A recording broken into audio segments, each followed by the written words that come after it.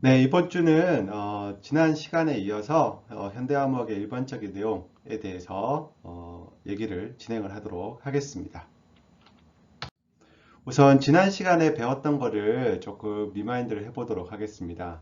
지난 시간에 이제 암호란 게 어떤 것인가에 대해서 간략하게 말씀을 드리고, 그리고 아주 옛날부터죠. 기원전부터 최근까지 굵직굵직한 암호, 알고리즘, 암호 시스템, 암호학적 개념들에 대한 주요 히스토리에 대해서 말씀을 드렸었습니다.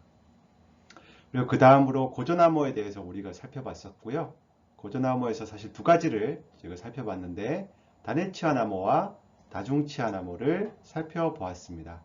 단일치환 암호는 제일 처음에는 시저 암호, 제일 간단한 형태의 암호죠. 시저 암호를 살펴봤었고, 이것을 더 확장한 시프트 암호에 대해서 얘기를 했었습니다.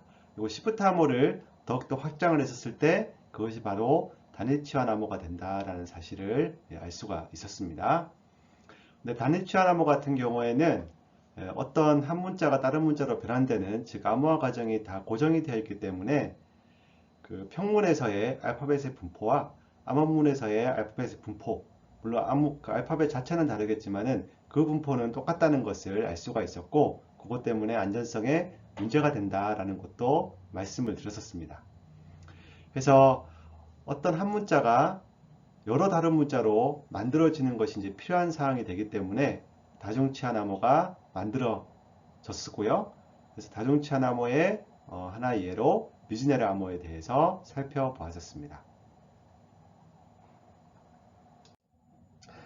네, 이번 시간에는 그 뒤를 이어서 암호 안전성에 대해서 이제 쭉 얘기를 하려고 하는데요. 오늘 그 이번 주차의 강의의 목표는 일단 암호 시스템을 엄밀하게 정의를 할 겁니다.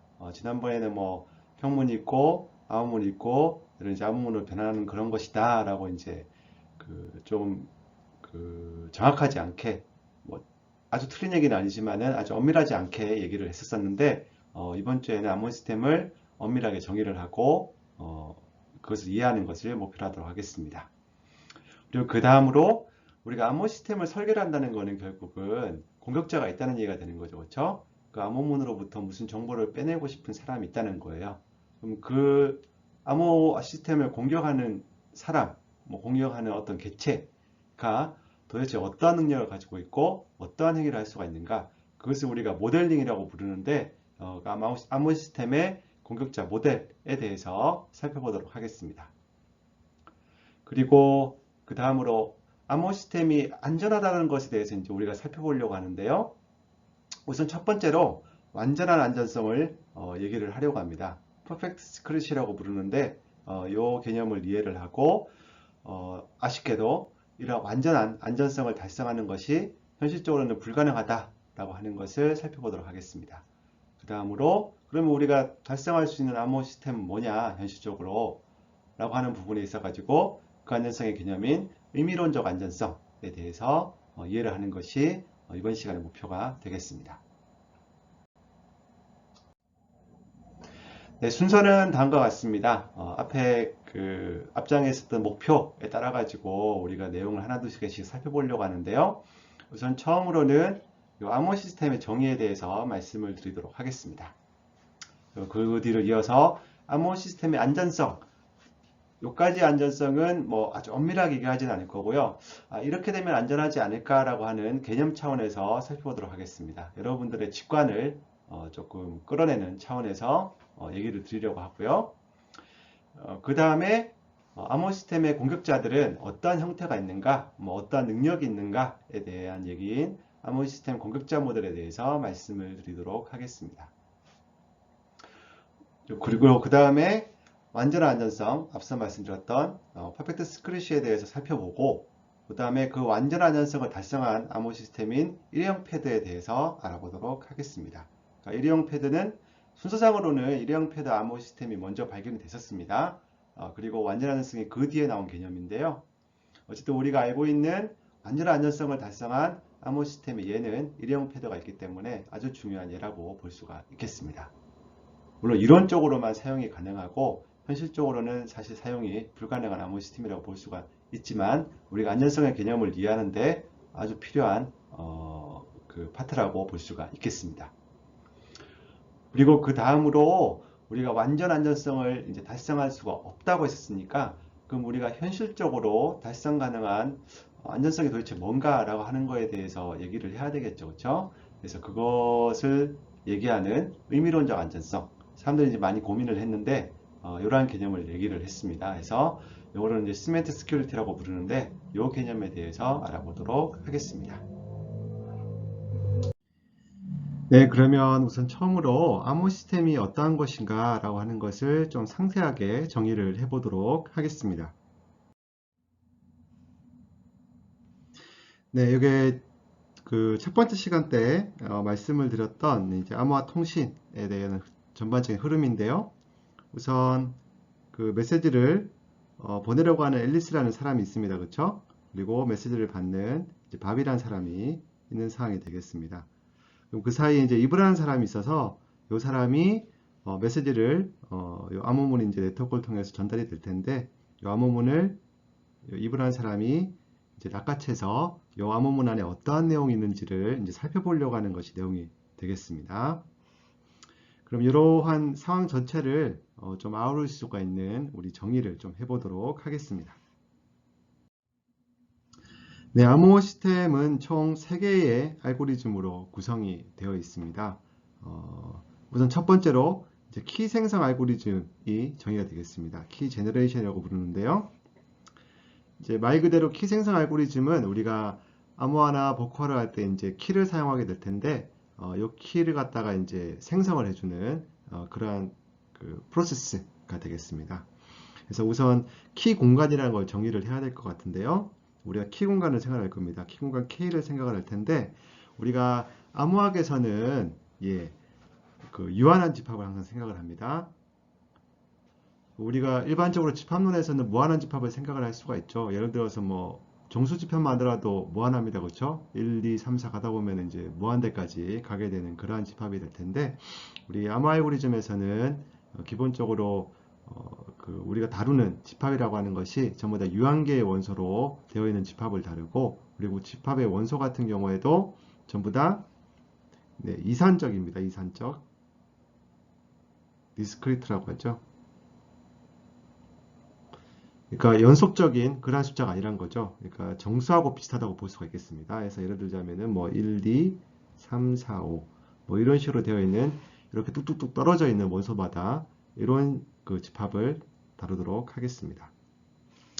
그래서 이 키 공간이라고 하는 것은 암호 시스템에서 사용 가능한 모든 암호화 키들의 집합이 되겠습니다. 그러니까 우리가 사용할 수 있는 모든 키들이 다 들어가 있는 집합이라고 생각하면 되겠죠. 그래서 그럼 키 생성 알고리즘은 뭐냐? 결국 키 공간 K로부터 암호화 키를 이제 선택을 하게 되는 거죠. 그래서 암호화 키 K1과 복호화 키 K2를 생성하는 알고리즘이 되겠습니다. 네, 우리가 앞에서 봤던 고전암호 같은 경우에는 암호화 키 하나가 이제 존재를 했었죠. 그렇죠? 복호할 때도 똑같은 키 가지고서 이제 연산만 거꾸로 해가지고 진행을 했었습니다. 근데 지금 우리가 암호 시스템을 정의를 할 때는 이 암호화 키와 복호화 키를 별도로 생각을 해서 생성을 하는 것을 생각을 하겠습니다. 우선 첫 번째 케이스인데, 암호화 키와 복호화 키가 같은 경우, 즉 위에서 봤던 K1과 K2가 같은 경우, 이런 경우가 바로 우리가 대칭키 암호라고 부르겠습니다. 그러니까 이 케이스에서는 키 생성 알고리즘이 키 하나만 나타내면 되겠죠, 그렇죠? 이 K라고 하는 키 하나만 이제 그 생성을 하면 될 겁니다. 그리고 그 K를 받는 사람과 보내는 사람이 모두 동일하게 가지게 되는 그러한 상황이 되겠습니다. 그럼 두 번째 케이스, 암호화 키와 복호화 키가 서로 다른 경우가 되겠죠. 다른 경우는 즉 암호할 때는 이러한 키를 쓰고 복호할 때는 암호화 키와 다른 키를 이제 쓰게 되는 상황이 될 것이고, 바로 이 케이스가 여러분들 알고 계시겠지만은 바로 공개키 암호가 되겠습니다. 아래 그림이 그 사항을 설명을 하고 있는데, 이 왼쪽에 있는 것이 바로 대칭키가 되겠죠. 그래서 앨리스라고 밥이 있으면은 앨리스와 여기 밥이 있으면은 여기 암호화 키와 복호화 키가 같은 경우가 되겠습니다. 오른쪽에 있는 것이 바로 공개키 암호 알고리즘이 될 것 같고요. 여기서 앨리스가 있고 이제 여기 밥이 있는데, 앨리스가 쓰는 암호화 키와 밥이 쓰는 복호화 키가 서로 다릅니다. 그렇죠? 그래서 앨리스는 밥이 공개한 정보죠. 암호화 키는 여기서는 공개 키가 될 텐데 이 공개 키로 암호화를 해주고 밥은 자신만이 갖고 있는 개인 키죠. 그것을 복호화 키로 해서 평문을 복구를 하는 그러한 상황이 되겠습니다.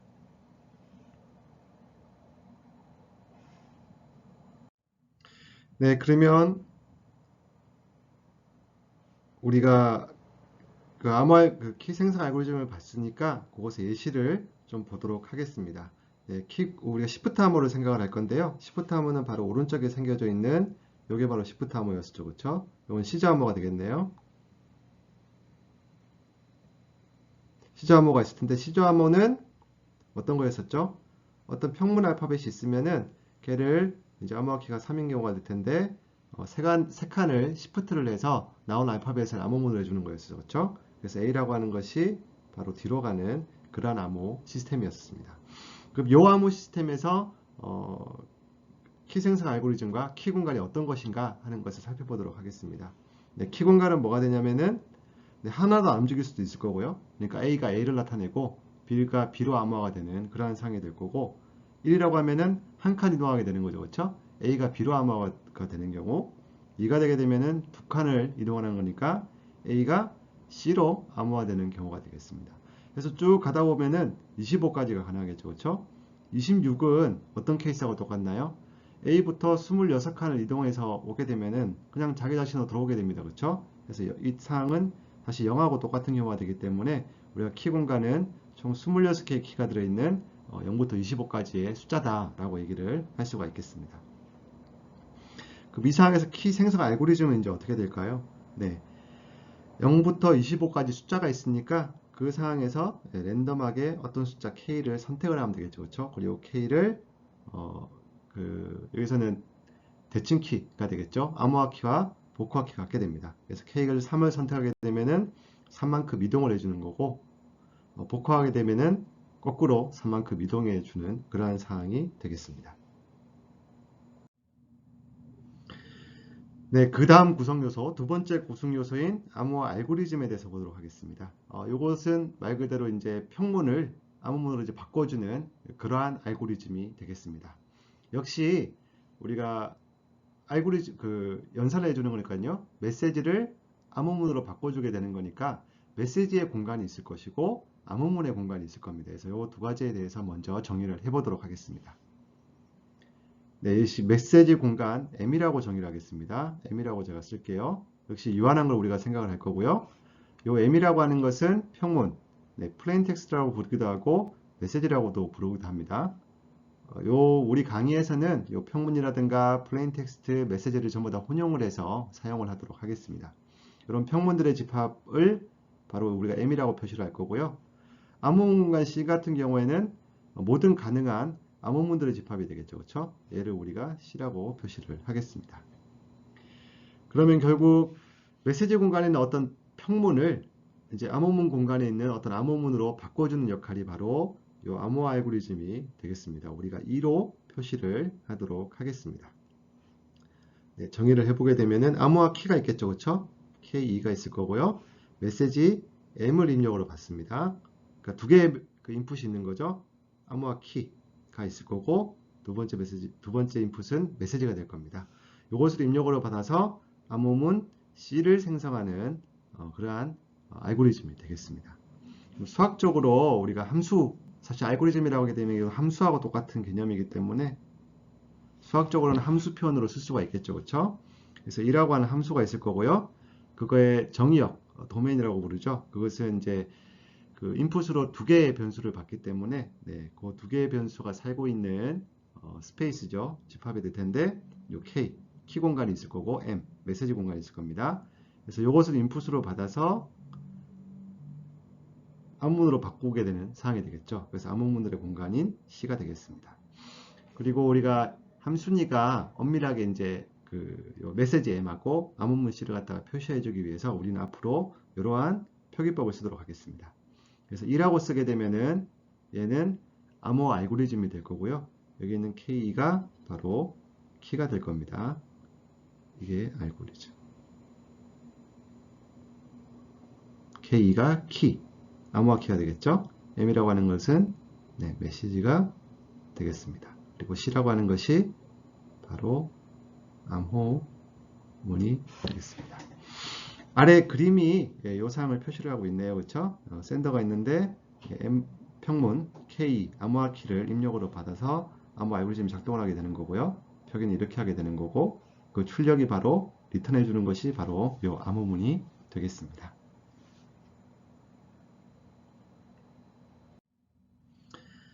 네, 그러면 암호 알고리즘의 예시를 또 좀 보도록 하겠습니다. 역시 똑같은 예시인 시프트 암호를 보려고 하고요. 이 시프트 암호에서는 일단 키가 이미 주어졌겠죠. 그래서 우리가 기억 키를 일단 3이라고 하겠습니다. 첫 번째 인풋이죠.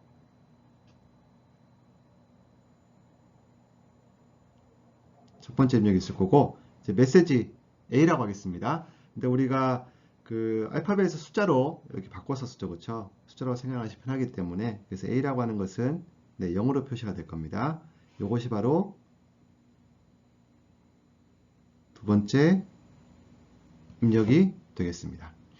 그러면 이 두 가지 입력을 받아서 어떻게 변화를 해준가 하는 것이 바로 암호 알고리즘이 되겠죠. 그렇죠? 그래서 우리가 표시하기를 여기 키가 들어갈 거고 여기 메시지가 들어갈 거고요.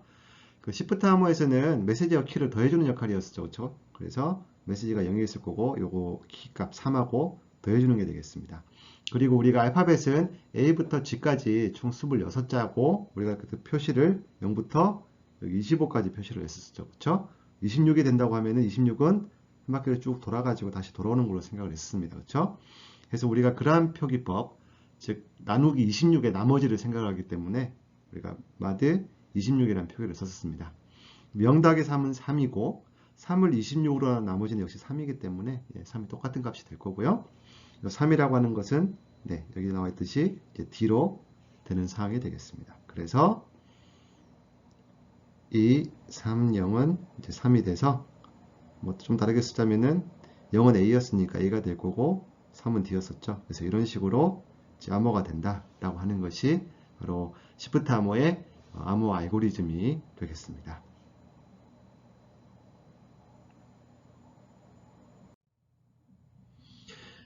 네, 앞에서 키 생성 알고리즘과 암호화 알고리즘을 살펴봤었고요. 이제 마지막으로 복호화 알고리즘에 대해서 살펴보도록 하겠습니다. 복호 알고리즘은 이제 우리가 암호문을 만들었으니까 다시 그 암호문을 원래 평문으로 이제 복구하는 그러한 알고리즘이 될 것 같습니다. 그래서 정의를 해보면은 이것도 두 가지의 인풋이 있겠죠. 두 가지 입력이 있는데 복화 키 KD라고 하는 건 첫 번째 입력이 있을 것이고 이제 암호문 C 여기 두 번째 입력이 될 것 같습니다. 이렇게 입력을 받게 되면은 바로 메시지 M을 리턴을 해주는 사항이 되겠죠. 그렇죠? 그래서 수학적으로 표시를 해보게 되면은 입력일이 바로 복화 키가 될 거고요. 입력이가 암호문이 되겠죠. 그래서 이제 함수로 표현을 해주게 되면은 키의 공간, 암호문의 공간으로 표시가 될 거고요. 그걸 받아가지고 평문의 공간으로 가게 되는 그러한 함수로 정의가 되겠습니다. 그 함수를 표시를 하기를 우리가 이런 식으로 표시를 하겠습니다. 그래서 D라고 하는 것은 이제 복화 알고리즘을 나타내게 되는 거고요. 여기 KD라고 하는 것은 네, 복화 키가 되겠죠. 첫 번째 입력이고 두 번째 입력은 암호문이 되겠습니다. 그렇죠? 그리고 그 출력은 바로 여기 있는 M이 되겠습니다. 자, 그러면은 우리가 복화하기 때문에 원래 암호문에 들어가 있던 평문이 제대로 나오는 조건이 필요한 거죠. 그냥 아무 함수나 뭐 키값과 암호문을 받아서 어떠한 값을 뭐 리턴한 함수 이런 식으로 정의를 할 수는 없습니다. 그렇죠? 그렇게 되면은 복화가 제대로 안 되게 되는 상황이 될 테니까요. 그래서 우리가 필요한 조건을 생각을 해봐야 되는데 결국 복화를 했을 때 원래 평문 m을 복구를 할 수 있겠다라고 하게 되면은 그 전 조건을 만족을 하게 되겠습니다. 그래서 그 사항을 좀 정의를 해보면은 일단 키 생성 알고리즘으로부터 암호화 키 K2를 받았고 KD가 주어져 있는 사항이에요. 네, 여기 주어져 있는 사항인 거고 그리고 암호화 키 K2로 메시지 M을 암호화한 것이 C라고 하겠습니다. 즉 C라고 하는 것이 위에서 주어진 K2가 되겠죠. 그렇죠? 얘를 M으로 암호한 사항이 될 거고 그리고 요 C를 받아서 이 C를 받아서 요 K2와 쌍이 되는 요 KD 복화로 키로 복화를 하게 되면은 원래 메시지 M을 얻을 수가 있어야 됩니다. 예, 그러니까 요 상이 되겠죠. 얘가 바로 C였었죠. 그래서 얘를 요 복화 알고리즘 해주게 되면은 바로 M이 튀어나오게 됩니다. 요 조건을 이제 만족을 하는 것이 네, 필요하다고 볼 수가 있겠습니다. 네, 그럼 시프트 암호에서 복화 알고리즘이 뭔지에 대해서 한번 예시를 다시 보도록 하겠습니다. 시프트 암호는 암호화 키와 복화 키가 같았었죠. 암호화 키랑 같았습니다. 키가 같은 상황이었고, 네, 그리고 우리가 받은 암호문이 4라고 해봅시다. 그러니까 얘 같은 경우에는 이게 복화 키가 3으로 되어 있는 거고, 우리가 잘 모르는 어떤 평문으로 지금 되어 있는 상황이 되겠죠. 그리고 물음표로 된 메시지가 뭐냐라고 하는 게 될 텐데, 그것을 요 복화 알고리즘을 통해서 해보게 되면은 복화 알고리즘 어떻게 됐었죠? 네, 키 값을 빼주면 되는 거였죠, 그렇죠? 그래서 요 평문, 암호문 4가 있으면은 요 키 값을 이제 빼주는 상황이 되겠습니다. 그럼 4 빼기 3이 될 거고요. 역시 우리가 그 알파벳을 그 매핑하는 그런 인코딩을 생각하고 있기 때문에 네, 똑같이 26으로 한 나머지만 생각하면 되겠죠. 뭐 근데 뭐 여기서는 사실 별로 상관이 없습니다. 왜냐하면 4 빼기 3은 1이 될 거고 1을 뭐 26으로 나온 나머지 1이니까요. 그냥 1이 나오게 되는 상황이 될 것이고 1이라고 하는 것은 네, B를 인코딩 한 상황이 되겠죠. 그래서 1을 복호하게 되면은 이제 B가 나온다라고 이렇게 쓸 수가 있겠습니다. 네, 지금까지 암호 시스템의 구성 요소에 대해서 살펴봤었습니다. 그래서 세 가지가 있다는 거, 키 생성 알고리즘이 있고, 그 다음에 암호 알고리즘이 있고, 복화 알고리즘이 있다는 것. 그리고 키 생성 알고리즘에서 키가 쌍으로 나오는 경우도 있고, 키가 하나로만 나오는 경우도 있다. 키가 하나로만 나오는 경우는 대칭키 암호 알고리즘, 키가 어떤 쌍으로 나오는 알고리즘은 네, 보통 공개키 알고리즘이 되겠습니다.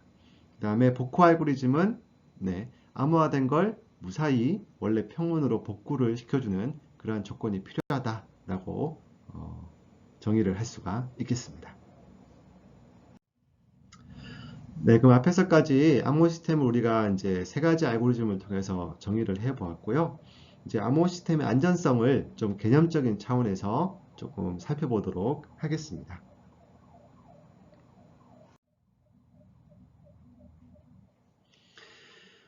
네, 암호 시스템 안전성과 공격자 모델을 갖다가 좀 살펴보려고 하는데요. 우선 네, 요 그림은 뭐 앞에서 계속 나왔던 그림이 되겠습니다. 앨리스가 밥에게 이제 평문을 보내는 사인 거고, 그 암호화해서 쏴 보내주게 되면은 밥이라고 하는 사람이 복화를 하기 위해서 다시 평문을 이제 복구를 하게 되는 상황이 되겠습니다. 그러면 이 시점에서 우리가 안전한 암호 시스템이란 이제 어떤 걸까에 대해서 조금 정의를 해볼 필요가 있겠죠. 예. 그냥 뭐 복잡하니까 안전해 이런 것들은 이제 사실 우리가 쓰기에는 너무 위험한 추정이 될 테니까 뭔가 우리가 이게 얼마만큼 안전하다라고 하는 것이 좀 정의가 되어야 될 것 같습니다. 그래서 첫 번째 질문은 암호 알고리즘이 안전하다는 것이 어떤 것일까에 대해서 먼저 좀 생각을 해볼 필요가 있겠고요. 두 번째 질문은 암호 알고리즘이라고 하는 것은 결국 공격자를 상정해 두고 생각을 하는 거죠. 그렇죠? 공격자가 없다고 치면 우리가 암호 알고리즘을 사용할 필요가 없으니까요. 그러면 공격자가 어떠한 일을 할 수가 있길래 우리가 암호 알고리즘을 안전하게 보호를 해야 되는 걸까? 즉, 공격자가 수행할 수 있는 공격이 어떤 것이 있을까라고 하는 것을 좀 알아볼 필요가 있습니다. 그것이 어느 정도 정리가 되게 되면은, 즉 공격자를 갖다가 모델링을 하게 되면은 그 공격자에 대해서 안전한 것은 이러한 것이다 라고 하는 것을 얘기를 할 수가 있을 겁니다. 그럼 안전한 암호 알고리즘, 암호 시스템이 어떠한 경우가 되면은 일단 첫 번째 질문에 대해서 좀 생각을 해보려고 합니다. 우리가 안전한 암호 시스템이라는 것이 어떤 것일까에 대해서 조금 생각을 해보도록 할게요. 네, 우선 첫 번째로 생각할 수 있는 거, 공격자가 암호화 키와 복호화 키를 계산해낼 수 없으면 안전한 알고리즘이다. 네, 그러니까 이브라고 하는 사람은 요 그 뭐 암호 시스템도 일단 알고 있다고 칩시다. 어떠한 암호 시스템인지 이따가 요 원리에 대해서 저희가 말씀을 드릴 텐데요. 암호 시스템 어떠한 암호 시스템인지를 알고 있다고 치고 거기서 지금 뭐 암호문들을 갖다가 또 얻을 수가 있죠. 얻을 수가 있어요. 그러면 요 정보를 가지고서 암호화 키와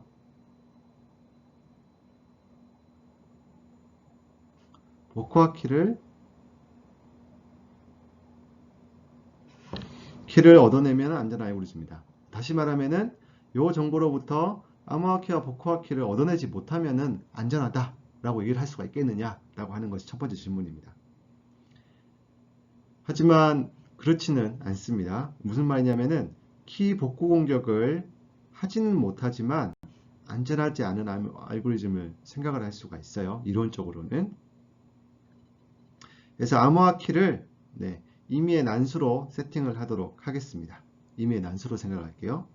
그리고 평문은 있는 그대로 출력을 할 거예요. 무슨 말이냐면은 우리가 지금 우리 위에 정의한 대로 쓰게 되면은 K라고 하는 것은 임의의 난수예요. 어떤 난수. 난수를 선택을 할 거고 M이라는 게 있는데 이 M을 그대로 리턴을 해주는 게 바로 암호 알고리즘입니다.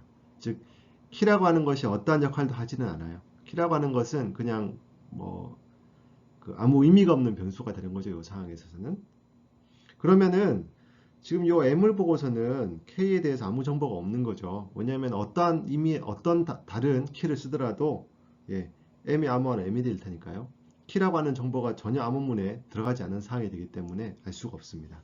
즉 공격자는 M으로부터 K에 대한 어떠한 정보도 얻을 수가 없어요. 하지만 요 암호화 시스템을 우리가 안전하다고 얘기를 할 수가 있나요? 즉 암호문으로부터 우리가 키를 얻어내지 못하기 때문에 안전하다 라고 얘기를 할 수가 없겠죠. 왜냐하면 암호문 자체가 평문이 되는 상황이 될 테니까요. 그래서 이렇게 암호화 키와 복호화 키를 복구하지 못하는 것만, 그러니까 암호화 키와 복호화 키만 복구하지 못하도록 설계가 되어 있다 라고 했었을 때 그 암호 시스템이 안전하다 라고 얘기를 할 수는 없습니다. 뭔가 우리가 안전하다고 하려면은 키 복구 공격 외에 더 많은 걸 생각을 해야 된다는 얘기가 되는 거죠. 네, 그러면은 좀 다르게 생각을 해보겠습니다. 이브가 암호문 C를 가지고 있어요. 이 C로부터 우리가 평문을 그냥 복구해내는 거예요. 키는 몰라도 돼요. 뭐 방법은 여러 가지가 있겠죠? 키를 알아서 키를 갖다가 복구를 한 거예요. 키를 복구를 하고 그 다음에 복화를 해서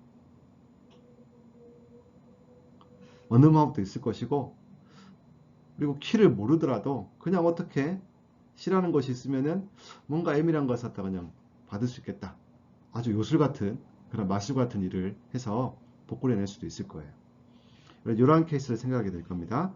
그러면은 이렇게 어떤 암호문으로부터 평문을 복구해내는 걸 실패를 한다. 항상 공격자가 복구해내지 못한다고 했을 때, 즉 이것을 할 수가 없다라고 했을 때 이것은 안전하냐, 이거를 못하면 안전한 거냐에 대해서 생각을 해볼 수가 있겠죠. 그럼 키를 알든 모르든 어떤 암호문만 보고 이제 평문을 갖다 얻어낼 수 있으면은 공격 자체는 성공을 하는 겁니다. 그렇죠? 근데 그 공격만 막으면은 안전한 거냐?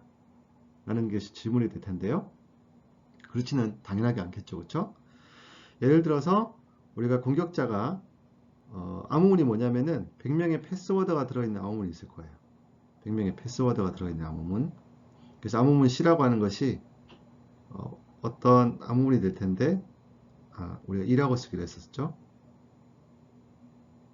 암호문 C라고 하는 것이 어떤 K로 암호화되어 있는 사인 거고 패스워드라고 생각을 할게요. W1 그냥 붙여서 W2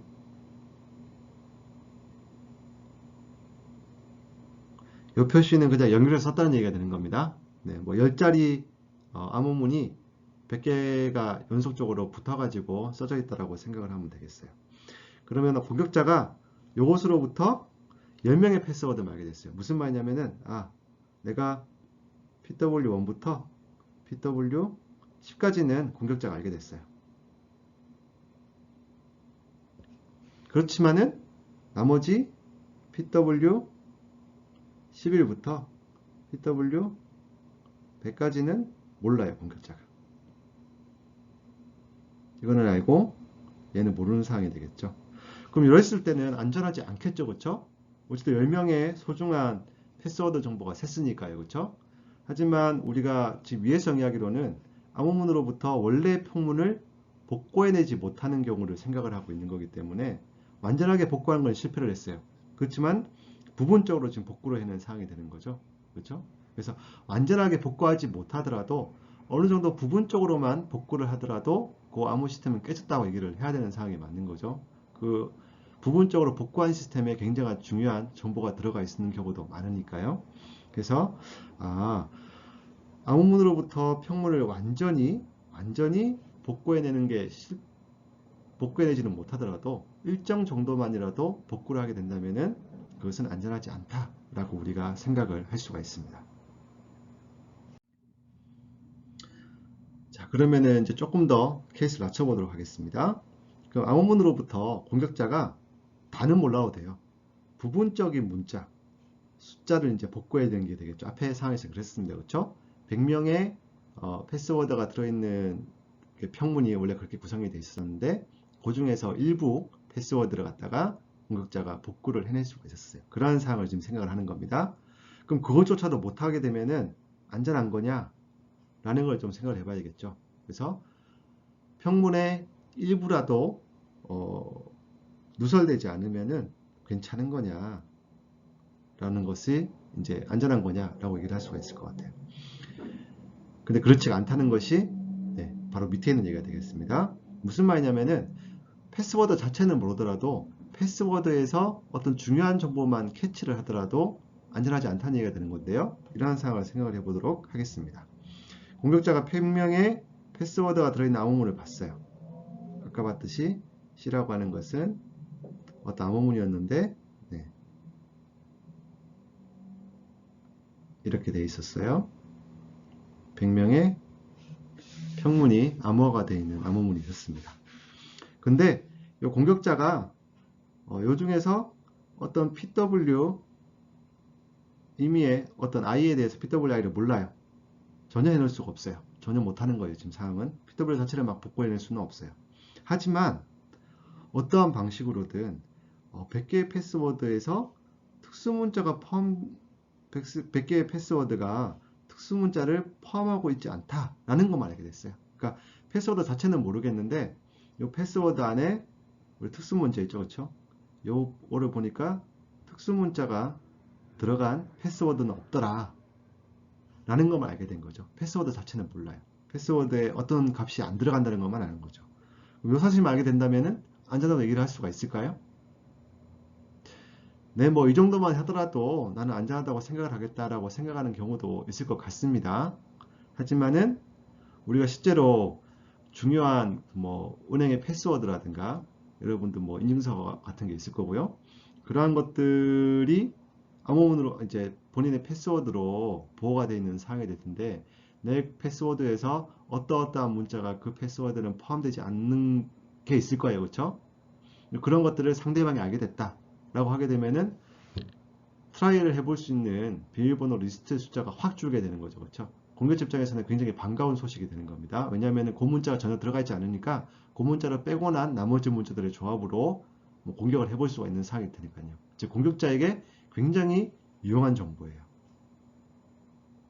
아주 유명한 정보죠. 공격자에게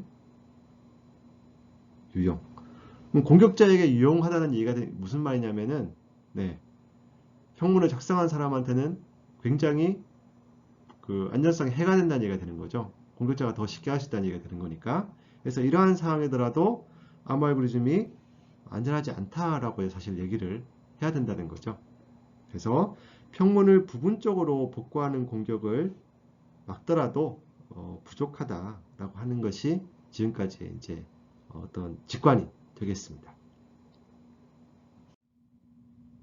자, 그러면 이제 안전하다고 하는 것이 뭘까를 생각을 해보게 되면은 결국은 어디까지 지금 우리가 진전을 한 거냐면은 암호문을 보고 나서 공격자가 암호문을 보고 나서 여기서 그대로 복구를 하지 못하더라도 어떤 유용한 정보가 되겠죠. 유용하든 유용하지 않든 뭐 별로 상관없습니다. 어떤 정보를 갖다가 알 수 있게 되느냐가 중요하다는 걸 알 수가 있어요. 즉, 공격자가 어떠한 부가 정보를 가지고 있더라도 공격자가 암호문을 본 뒤에 부가 정보를 넘어서는 어떠한 정보도 알 수 없다라는 겁니다. 그러니까 여기서 부가 정보라고 하는 것은 어떠한 거냐면은 일반적으로 알려진 어떠한 정보라고 볼 수가 있어요. 예를 들어서 어떠한 뭐 인증 시스템에서는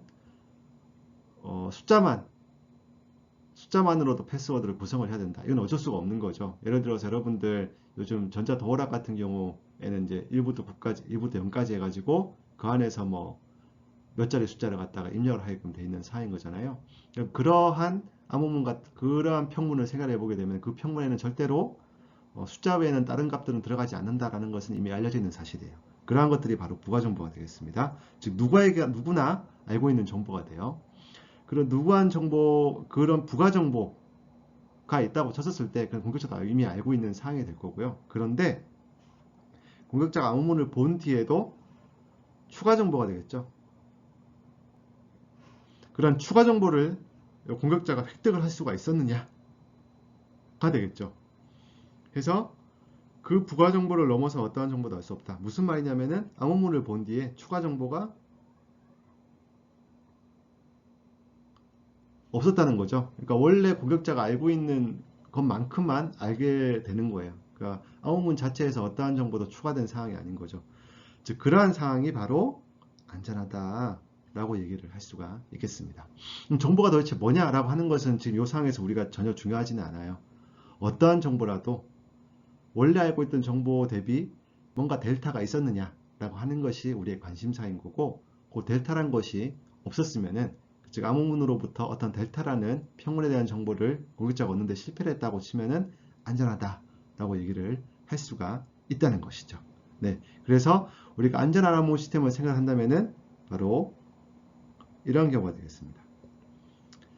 즉 암호문을 보았을 때와 암호문을 보지 않았을 때가 정보량이 같은 거예요. 무슨 말이냐면은 아까 부가 정보에서 델타가 없으면 된다고 했잖아요. 근데 델타가 없다는 얘기는 암호문을 안 봤을 때도 델타가 없는 거죠. 그렇죠? 어차피 암호문에 대한 암호문 자체에 접근을 못했으니까 그 암호문에 갖고 있는 평문 정보를 전혀 알 수가 없을 거예요. 근데 그러한 공격자하고 암호문에 접근을 했는데도 불구하고 어떠한 추가 정보를 얻을 수가 없었을 때, 이 두 가지 상황이 똑같을 때 우리가 안전하다라고 얘기를 할 수가 있다는 겁니다. 네, 이 페이지가 바로 앞에서 말씀드렸던 그 인투이션을 갖다가 좀 도식화한 사항이 될 텐데요. 그래서 우리가 안전한 암호화라는 게 어떤 거냐라고 하게 되면은 이렇게 얘기를 할 수가 있다는 겁니다. 공격자가 두 명 있어요. 공격자 A라는 게 있고 여기 공격자 B가 있어요. 이 공격자는 어떤 걸 수행할 거냐면은 어떤 자기의 어떤 인풋이 주어져 있으면은 그 인풋에 대해서 뭔가 결과값을 내놓을 거예요. 네. 그것이 뭐 아무렇게나 내는 걸 수도 있고, 그 다음에 암호문에 대한 아주 귀중한 정보를 내놓을 수도 있는 거죠. 우리가 그러한 정보를 갖다가 뭔가 뱉어내는 어떤 유용한 어떤 리턴 값을 나타내는 알고리즘이라고 생각을 하시면 되겠습니다. 그럼 안전한 암호 알고리즘은 뭐냐면은 공격자 A 같은 경우에는 암호문 자체가 없어요. 그러니까 너가 공격자 A는 암호문을 주지도 않았는데 내가 지금 마음속으로 갖고 있는 이 메시지에 대해서 네가 한번 생각을 해보고 얘기를 해봐 라고 하는 사항이 되겠습니다. 네, 그래서 어떤 공격자 A가 어떤 얘기를 할 거예요. 그걸 스토리 제로라고 하겠습니다. 그래서 암호문에 접근하지도 못한 공격자가 추측으로 막 얘기를 하게 되는 상황이 될 거예요. 공격자 B는 뭐냐면은 제가 마음속으로 가지고 있던 메시지를 암호화했어요. 그 암호문을 공격자 B에게 줄 거예요. 공격자 B한테 그 암호문을 주게 되는 상황이 될 거고, 공격자가 B는 뭐냐면 이 암호문을 보고 나서 어떠한 얘기를 하는 거죠. 그걸 스토리 1이라고 얘기를 할 거고요.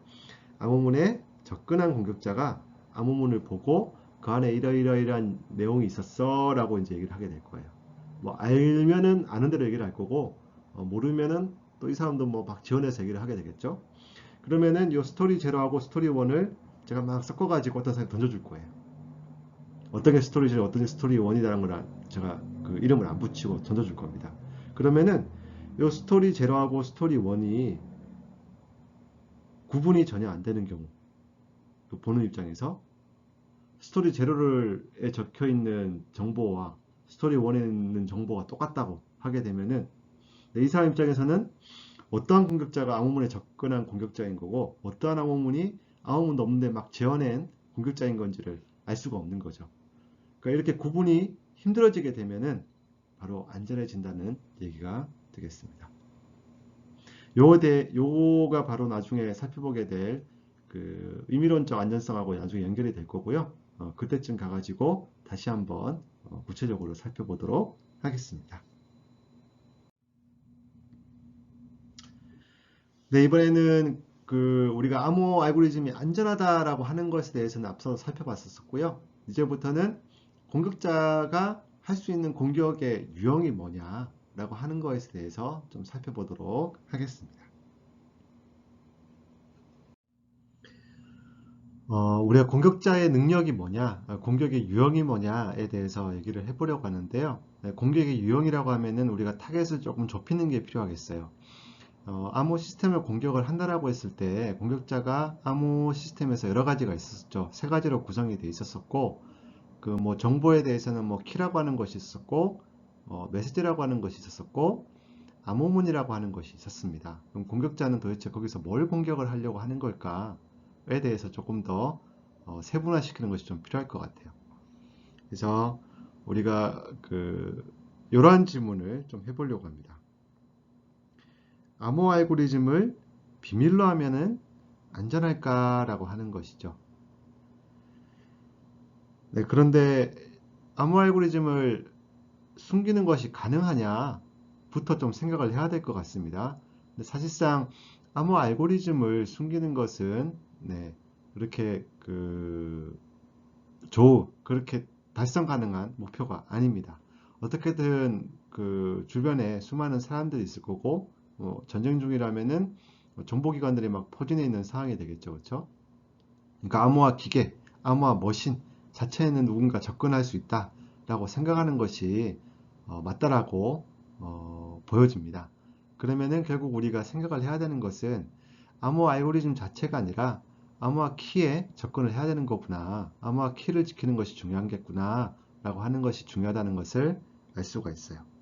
그리고 또 하나는 암호 알고리즘을 비밀로 한다는 얘기는 암호 알고리즘을 자기 자신만 알고 있는 상황이 되는 거예요. 그죠? 누구한테도 내가 공개를 한 적이 없으니까 그럼 그 암호 알고리즘이 안전하다라고 하는 것은 증명이 되지 않는 사실인 거예요. 본인 스스로만 안전할 거야 라고 생각을 하게 되는 상황인 거죠. 실제로 새로운 암호 알고리즘을 사용하기 위해서는 굉장히 많은 사람들의 달려들어서 안전성 분석을 하고 있어요. 그래서 많은 사람들이 분석한 결과 안전하다고 판단된 알고리즘을 사용하는 것이 바람직하죠. 그죠? 그러니까 그 암호 알고리즘에서 이러한 정보만 잘 숨겨지게 되면은 그 알고리즘은 안전해요 라고 하는 것이 밝혀지는 게 좋습니다. 그렇죠? 그래서 우리가 암호 알고리즘이 시스템이 있다고 치면은 내가 이 정보만 확실하게 보호를 하게 되면은 안전하겠구나 라고 생각을 할 수가 있으니까요. 그래서 그러한 측면에서 암호 알고리즘은 다 공개가 됩니다. 실제로 우리가 표준으로 사용하고 있는 암호 알고리즘은 이미 다 알고 있는 사항이 되는 거죠. 그렇죠? 그럼 그 암호 알고리즘에서 키라고 하는 정보만 잘 비밀 유지를 하고 있으면은 안전하다라고 하는 것이 굉장히 많은 암호학자들에 대해서 분석이 돼요. 그래서 여러 가지 공격을 해봤는데, 예, 요 키 정보만 잘 비밀이 유지가 된다면은 어떠한 정보도 내가 빼나가는 것이 거의 불가능했다라고 하는 것이 많은 사람들에 의해서 이제 증명이 되는 상황이 되겠죠. 그래서 그러한 얘기를 했던 것이 뭐 비단 현대 암호학 얘기가 아니고 근대 1800년대 이미 나왔던 개념입니다. 그래서 케르코푸스라는 사람이 있었는데요. 케르코푸스라는 사람이 암호학에 대해서 어떤 원리를 얘기를 했었습니다. 무슨 말이냐면은 키를 제외한 거예요.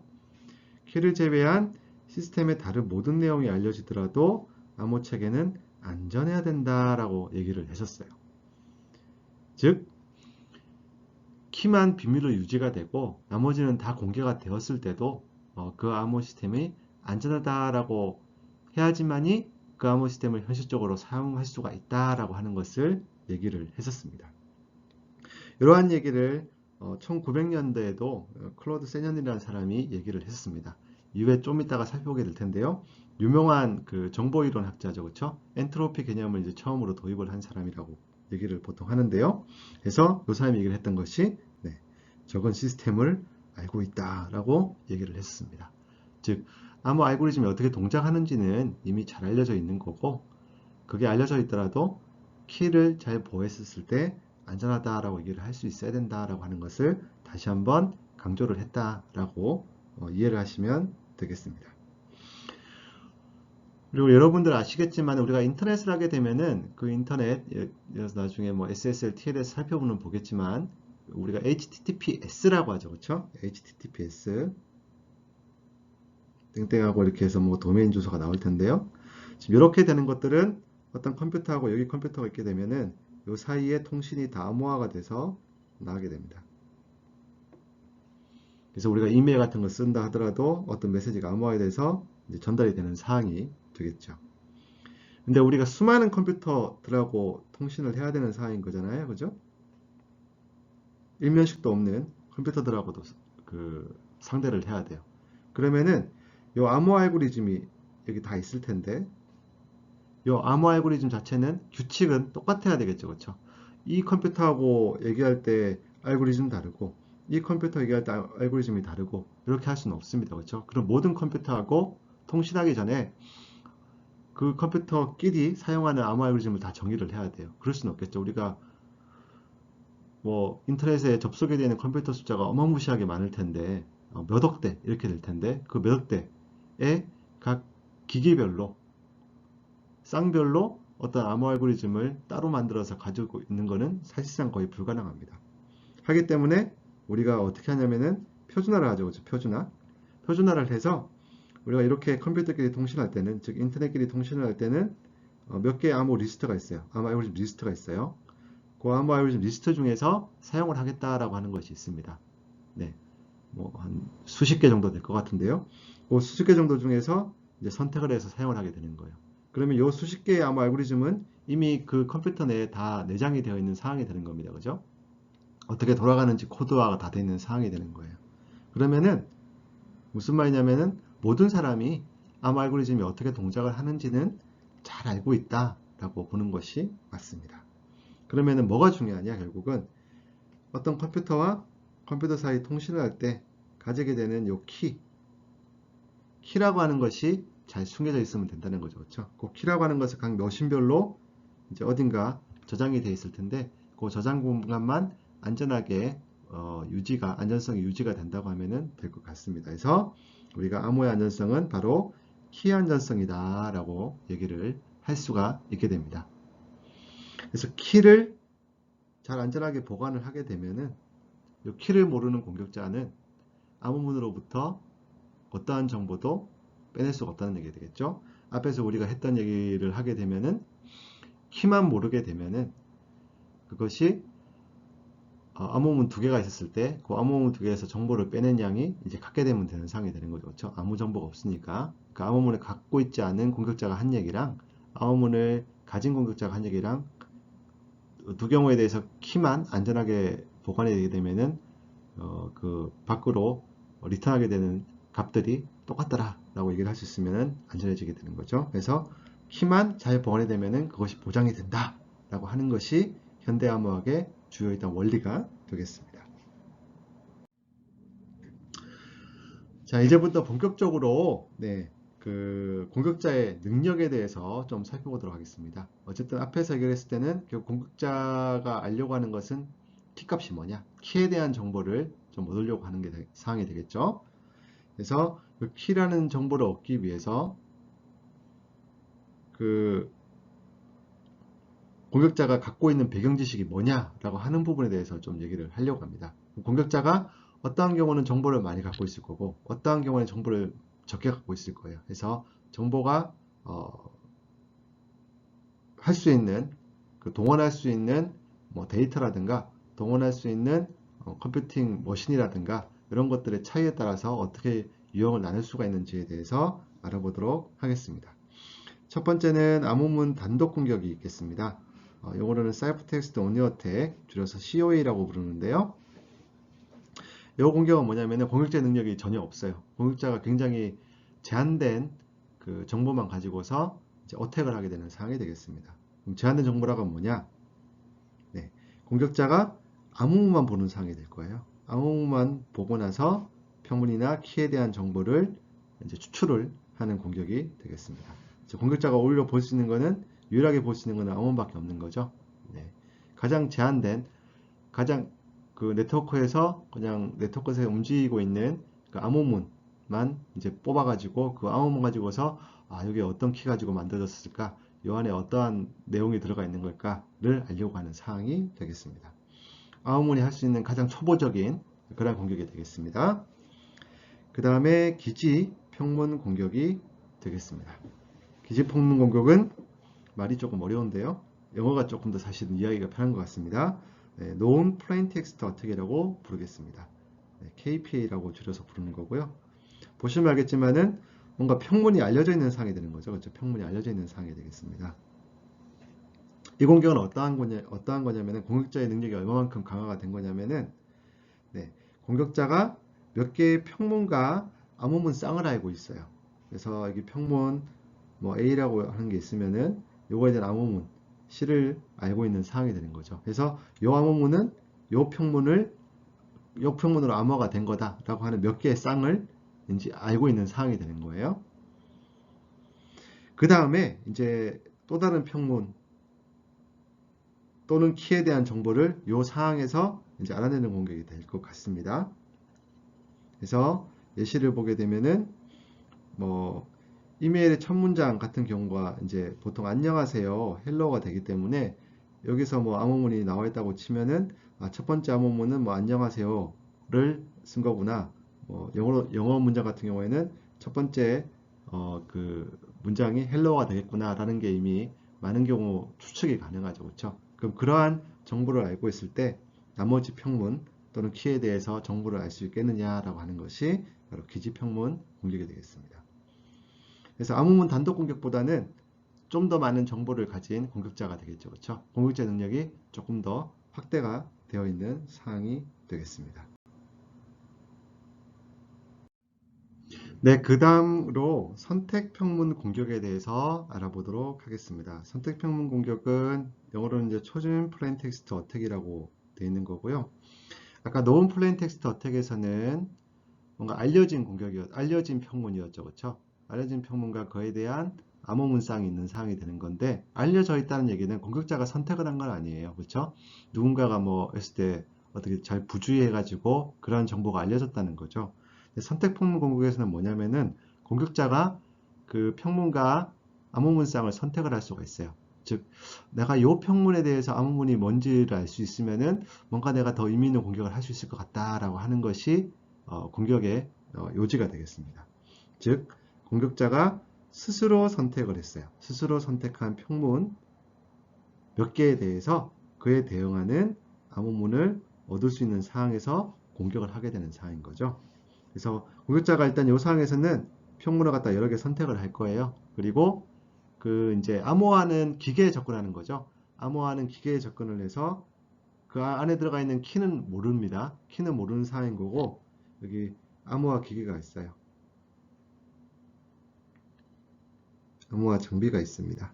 이 안에 키가 들어가 있겠죠. 근데 이 키는 어떻게 잘 싸져 있기 때문에 요거를 뜯어낼 수는 없는 거고, 공격자는 뭘 할 거냐면은 평문위를 집어넣어서 암호문위로 왔고요. 쭉쭉쭉 해서 평문 n을 집어넣어서 암호문 n을 얻게 될 거예요.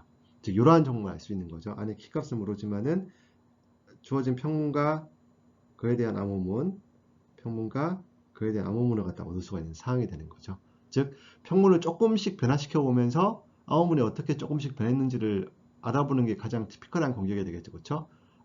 평문에서 뭐 끝에 있는 한 글자만 딱 바꿔봤는데 암호문에서 뭐 끝에 있는 한 글자만 딱 바꿔지게 됐다. 이러면 아주 이제 좋은 정보를 이제 얻게 되는 상황이 되겠죠. 그래서 그러한 식의 공격을 하는 것을 얘기를 하게 되겠습니다. 즉 이러한 케이스는 뭐 어떠한 시나리오가 있느냐면은 공격자가 암호화 장비에 접근이 가능한 경우가 되겠죠. 이것은 지난 시간에 우리가 애니그마라고 하는 암호 장비에 대해서 얘기를 한 적이 있었습니다. 2차 세계대전에서 사용됐던 독일군의 암호화 장비가 될 거고요. 근데 이 암호화 장비를 이제 군인들이 막 싸움을 해가지고 그 애니그마 장비를 갖다가 이제 가져오게 되는 거죠. 그래서 가져와서 이제 그 암호 해독을 위한 그런 뭐 연구팀에게 전달을 하게 될 거고요. 그것이 바로 블래츠리 파커였었고, 이 블래츠리 파커에서는 당연하게 이 애니그마를 가지고 있었겠죠, 그렇죠? 애니그마를 가지고 있었을 거예요. 그 애니그마를 막 돌려오면서 네, 자기들이 원하는 평문에 대해서 암호문이 어떻게 나오는지를 막 여러 가지를 막 만들어 봤었을 거예요. 그렇죠? 그러한 시나리오에서 작동을 하는 공격법이 되겠습니다. 그다음에 공격키 암호에 대해서는 자명하게 선택평문 공격이 작동을 하게 되는데요. 공격키 암호에서는 여기 센더가 있을 거고 리시버가 있을 때 센더가 리시버의 키를 알게 되는 거죠. 그렇죠? 공격키가 있을 겁니다. 공격키가 있을 거고 리시버는 개인키가 있겠죠. 이 공격키는 누구나 이미 알려져 있는 정보가 되기 때문에 이 센더가 개인키에 대한 정보는 모를 뿐이지 공격키는 알 수가 있잖아요. 그럼 센더 같은 경우에는 임의 암호문에 대해서 임의의 평문에 대해서 암호화를 시킬 수가 있어요. 그죠? 하기 때문에 자명하게 네, 선택평문 공격이 가능하게 됩니다. 엄청나게 많은 평문에 대해서 암호문을 센더가 스스로 생성을 할 수가 있으니까요. 그래서 뭐 비밀키 암호에 대해서도 이러한 시나리오가 블래츠리 파커 같은 이런 애니그마와 같은 시나리오가 있었었고, 공격키 암호에서는 당연하게 선택품문 공격을 할 수가 있는 사항이 되겠습니다. 네, 마지막 유형인데요. 선택 암호문 공격에 대해서 얘기를 해보도록 하겠습니다. 선택 암호문 공격은 영어로는 초준 사이프텍스트 어택이 되는 건데, 줄임말로는 CCA라고 부릅니다. 네, 요 CCA 공격은 어떠한 거냐면은 선택 평문 상황도 생각을 할 거예요. 요 앞에서 얘기했던 선택한 평문에 대해서 암호문을 갖다가 알고 있는 상황이 될 겁니다. 근데 또 뭘 할 수가 있냐면은 선택한 암호문이 있을 거예요. 평문만 선택할 수 있는 것이 아니라 공격자가 암호문도 선택할 수가 있어요. 그 암호문을 선택을 해서 평문까지 획득이 가능한 상태에서 공격을 하는 거죠. 그러니까 선택 평문 공격에서는 평문을 조금씩 바꿔가게 되면서 그 암호문이 어떻게 되는지를 갖다가 관측을 하게 되는 거고, 선택 암호문 공격에서는 암호문이 뭔지는 몰라요. 어떤 거에 대한 평문인지 알 수 없지만은 뭔가 암호문 공간에서 암호문을 막 끄집어냈어요. 그 암호문을 갖다가 복화 장비가 있겠죠, 그렇죠? 복화 장비에 넣어가지고 나오는 평문을 이제 관찰하게 되는 거죠. 그럼 암호문에서 뭔가 조금씩 바꿔보게 됐었을 때 평문이 그에 대응되는 평문이 어떻게 변하더라라고 하는 것을 알게 되면은 굉장히 유용한 정보가 되겠죠, 그렇죠? 공격자한테. 그래서 그러한 공격을 공격자가 이제 암호문을 선택을 했다라고 해서 선택 암호문 공격이 되겠습니다. 이 케이스는 앞서 말씀드렸지만은 공격자가 복화 장비까지 접근할 수 있는 경우에 성립하게 되는 공격이 되겠습니다. 그래서 요 위에 있는 케이스는 요 케이스는 네, 선택 평문 공격이었죠.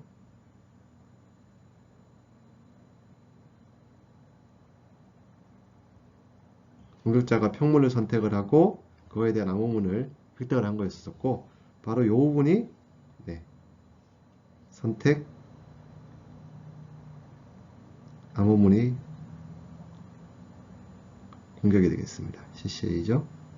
그래서 공격자가 암호문을 막 선택을 할 거고, 네, 그거에 대응되는 평문을 얻어내게 될 거예요. 그래서 이러한 관계를 이용을 해서 공격을 할 수 있을 때 선택 암호문 공격이라고 부릅니다. 그래서 이렇게까지 해서 공격자의 유형 4가지를 정리를 해 보았습니다. 네, 앞에서 공격자 모델을 4개를 살펴봤는데 다시 한번 짧게 요약을 좀 해보도록 하겠습니다. 우리가 4가지의 그 모델에 대해서 정의를 했고요. 첫 번째는 COA, 암호문 단독 공격이었습니다.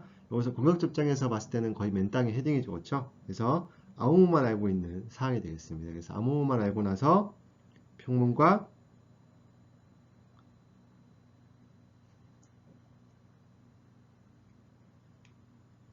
네, 암호문만 아는 상황에서 평문, 또는 키에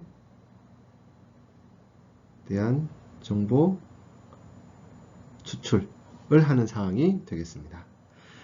기지평문 공격은 그하고 다르게 알려진 몇 개의 평문이 있고 그거에 대응되는 암호문쌍을 알고 있는 사항이 되는 거죠. 그래서 COA보다는 조금 더 많은 정보를 갖고 되는 거고, 요걸 아는 상태에서 평문이나 키에 대한 정보를 추출하려고 하는 공격이 되겠습니다. 기지평문 공격은 암호문 단독 공격보다 공격자가 조금 더 많은 지식을 갖고 있는 사항이 되겠습니다. 선택평문 공격은 아까 기지평문 공격 같은 경우에는 몇 개의 알려진 공격자와 아무 상관없이 알려진 평문과 암호문쌍이었는데, 여기서는 선택을 할 수가 있어요. 그래서 평문을 선택을 하고 그에 대응하는 암호문쌍을 알고 있는 사항이 되는 거죠. 그래서 평문을 조금 더 바꿔오면서 암호문이 어떻게 변하더라라는 걸 이제 생각을 할 수 있는 그런 능력이 조금 더 추가가 됐습니다. 마지막 CCA 선택 암호문 공격은 여기까지는 지금 CPA를 얘기를 하고 있는 거고요. CPA는 위에서 말씀드렸으니까 넘어가고, 여기서는 암호문을 선택할 수가 있겠죠. 암호문을 선택을 할 거예요. 공격자가. 그렇죠. 암호문을 선택을 해서 그에 대응되는 평문을 알게 되는 사항이 되는 거죠. 그래서 그거를 이용을 해서 역시 똑같이 평문이나 키에 대한 정보를 추출을 하려고 하는 공격이 되겠습니다. 그래서 공격자의 능력을 조금 더 나눠보게 되면은 능력 강도를 나눌 수가 있겠죠. 그래서 COA가 가장 빈약한 공격자가 되겠죠. 그렇죠? 암호문밖에 가진 게 없으니까요. 논플레인 텍스트 어택 같은 경우에는 몇 개 알려진 평문과 암호문쌍을 갖고 있고, CPA는 그걸 뛰어넘어서 공격자가 몇 개를 선택을 할 수 있고 평문을 그에 대한 암호문쌍을 얻을 수가 있어요. CCA는 CPA에 있는 그 평문과 암호문쌍 외에도 공격자가 스스로 어떤 암호문을 선택을 하고 복화 기계까지 접근을 해가지고 평문을 갖다가 거꾸로 복구를 해낼 수 있는 그런 능력까지 포함이 되어 있습니다. 그래서 COA부터 KPA, CPA, CCA 이런 식으로 공격자의 능력 강도가 높아지게 된다라고 하는 것을 알 수가 있습니다. 현대암호학에서는 COA하고 KPA 안전성 가지고서는 안전하다고 얘기를 하지 않습니다. 적어도 CPA 그리고 상용화되어 있는 것 같은 경우에는 CCA 정도는 돼야지 CCA에 대해서 안전한 암호 시스템을 사용을 하고 있는 사항이 되는 거고요. 모든 표준 암호 시스템도 요 타겟을 요 공격자에 대해서도 안전하게끔 설계를 해서 사용을 하고 있습니다.